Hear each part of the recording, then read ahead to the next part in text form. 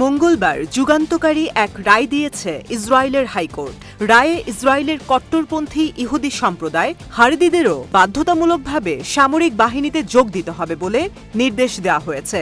একই সাথে ধর্মীয় শিক্ষা প্রতিষ্ঠানগুলো থেকে অর্থায়ন তুলে নিতে দেশটির সরকারকে নির্দেশ দিয়েছে আদালত।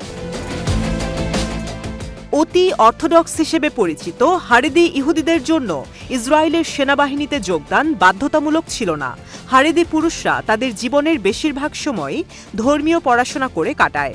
তাদের মতে ধর্মীয় শিক্ষা প্রতিষ্ঠান বা ইয়েশিভাই হল ইহুদিবাদের রক্ষাকর্তা। সাম্প্রতিক সমীক্ষাগুলোতে দেখা গেছে বেশিরভাগ ইসরায়েলিরা মনে করে হারেদি পুরুষদের বাধ্যতামূলকভাবে সেনাবাহিনীতে যুক্ত করা উচিত, কিন্তু হারেদিরা বরাবরই এর বিরোধিতা করে আসছে। ইসরায়েলের প্রধানমন্ত্রী বেনিয়ামিন নেতানিয়াহুর বর্তমান জোট সরকারও দুটি হারেদি রাজনৈতিক দলের উপর নির্ভর করছে। এমন এক সময় এ সিদ্ধান্ত এলো যখন ইসরায়েল গত ৯ মাস ধরে যুদ্ধের মধ্যে রয়েছে। চলতি মাসের শুরুতে ইসরায়েলি বিরোধী দলীয় নেতা বেনি গান্টজ নেতানিয়াহুর অতি ডানপন্থী যুদ্ধকালীন মন্ত্রিসভা থেকে পদত্যাগ করেছে। আদালতের এই রায়ের ফলে হয়তো খুব শিগগিরই হারেদি ইহুদি পুরুষদের একটি বড় অংশকে সামরিক বাহিনীর পোশাকে দেখা যাবে। আদালতের রায়ে বলা হয়েছে ২০২৩ সালের জুন থেকে সেনাবাহিনীতে যোগ্য হারেদি পুরুষদের যুক্ত না করার সরকারি সিদ্ধান্তটি বেআইনি ছিল। তাই সরকারকে সেনাবাহিনীতে অতি অর্থোডক্স নিয়োগের জন্য সক্রিয়ভাবে কাজ করতে হবে। বিচারপতিরা স্পষ্ট করেনি কতগুলো হারেদি ইয়েশিবা ছাত্রকে যুক্ত করতে হবে, তবে এমন ইঙ্গিত দিয়েছে যে প্রক্রিয়াটি ধীরেও হতে পারে। কিন্তু সরকারকে সতর্ক করে দেওয়া হয়েছে যেন সেটি এখনই শুরু করা হয়। আদালতের রায়টি সামরিক পরিষেবার পরিবর্তে অধ্যয়নরত ছাত্রদের জন্য বা অতি অর্থোডক্স ইয়েশিবাদের অর্থায়ন থেকে রাষ্ট্রকে স্থায়ীভাবে নিষেধ করেছে। সেই সাথে যে তহবিলগুলো আইডিএফ পরিষেবা ছাড়ের শর্তে বরাদ্দ ছিল তা এখন আর থাকবে না।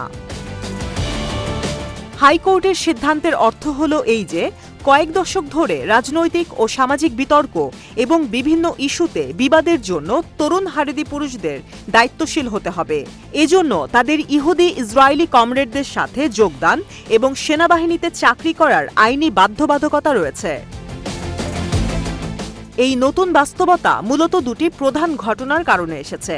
সামরিক পরিষেবা ছাড়ের অনুমতি দেয় এমন মূল আইনের মেয়াদ শেষ হওয়া এবং ৭ অক্টোবরের ঘটনা এবং তার পরবর্তী পরিস্থিতি। এই দুটি ঘটনা সেনাবাহিনীতে আরও জনবলের প্রয়োজনে তীব্র অভাব সৃষ্টি করেছে।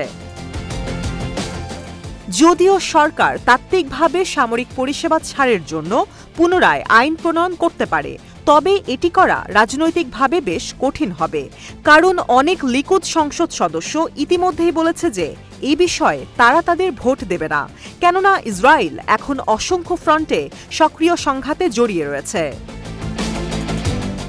আদালত ঘোষণা করেছে সাম্প্রতিক সময়ে, অর্থাৎ দেশ যখন একটি গুরুতর যুদ্ধের মধ্যে, তখন বৈষম্যের বোঝা আগের চেয়ে আরও তীব্র। তাই এই সমস্যাটির একটি টেকসই সমাধানের জন্য ব্যবস্থা নেওয়া অতি জরুরি।